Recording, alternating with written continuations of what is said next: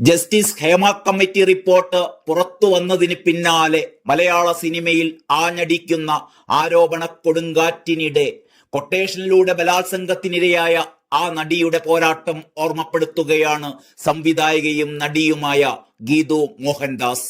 ഇന്ന് മലയാള സിനിമയിൽ നടക്കുന്ന എല്ലാ വെളിപ്പെടുത്തലുകൾക്കും നിമിത്തമായത് ആ നടിയുടെ ഒറ്റയാൾ പോരാട്ടമാണെന്നാണ് ഗീതു മോഹൻദാസ് ഫേസ്ബുക്ക് കുറിപ്പിലൂടെ ഓർമ്മപ്പെടുത്തുന്നത്. നമ്മൾ ഒരിക്കലും മറക്കരുത്, ഇതിനെല്ലാം തുടക്കമിട്ടത് ഒരു സ്ത്രീ പോരാടാൻ ഉറച്ചതോടെയാണ് എന്നാണ് ഗീതു ഫേസ്ബുക്കിൽ കുറിച്ചത്. കൊച്ചിയിൽ രാത്രി കാറിൽ ആക്രമിക്കപ്പെട്ടതിന് പിന്നാലെ നടി നൽകിയ പരാതിയുടെ അടിസ്ഥാനത്തിലാണ് സംസ്ഥാന സർക്കാർ ജസ്റ്റിസ് ഹേമ കമ്മീഷനെ നിയോഗിച്ചത് എന്ന ഓർമ്മപ്പെടുത്തലാണ് ഗീതു മോഹൻദാസ് നടത്തിയത്.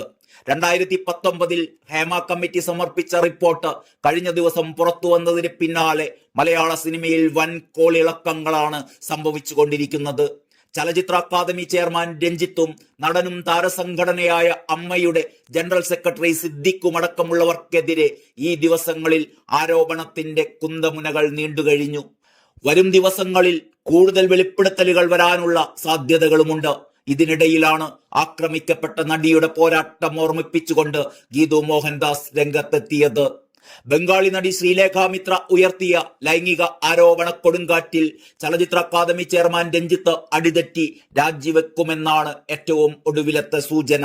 CPI അടക്കമുള്ള ഇടതു കേന്ദ്രങ്ങളിൽ നിന്നുൾപ്പെടെ രാജിക്കായി സമ്മർദ്ദമുയർന്നതോടെയാണ് രഞ്ജിത്തിന്റെ രാജി അനിവാര്യമായി തീർന്നത്.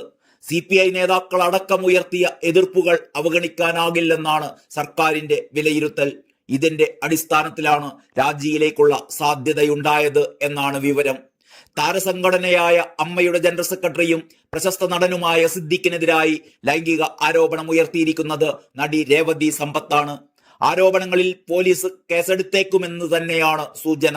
സിനിമ മോഹിച്ചെത്തിയ യുവനടിയെ ചെറുപ്രായത്തിൽ പീഡിപ്പിച്ചു എന്ന ആരോപണം അതീവ ഗുരുതരമാണെന്ന വിലയിരുത്തലിലാണ് കേസെടുക്കുമെന്ന സൂചനകൾ പുറത്തു വന്നത്. നടി പരാതി നൽകുകയാണെങ്കിൽ സിദ്ദിഖിനെതിരെ കേസെടുക്കുമെന്നാണ് ലഭിച്ചിരിക്കുന്ന വിവരം. അതേസമയം ഒരു നിയമ പോരാട്ടത്തിനൊന്നും തനിക്ക് നേരമില്ലെന്ന് കഴിഞ്ഞ ദിവസം രേവതി സമ്പത്ത് ചാനൽ ചർച്ചകൾക്കിടയിൽ വ്യക്തമാക്കുകയും ചെയ്തിരുന്നു. News desk Kalakaumudi.